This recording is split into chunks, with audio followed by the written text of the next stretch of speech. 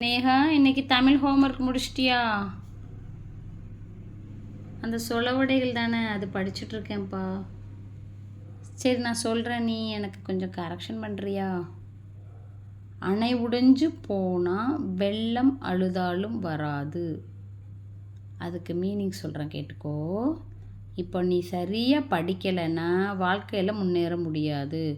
ஒழுங்காக பள்ளிக்கூடத்துக்கு போய் நல்லபடியாக படித்தாதான் நல்ல வேலையில் நம்ம இருப்போம்.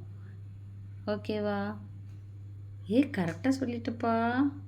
இப்போ நான் சொல்கிறேன், நீ செக் பண்ணுறியா? நான் சொல்கிறேன், நீ செக் பண்ணிக்கோ. உழைக்கிற மாடு தான் ஊருக்குள்ளே விலை போகும். இதுக்கு மீனிங் என்னன்னு சொல்கிறேன்.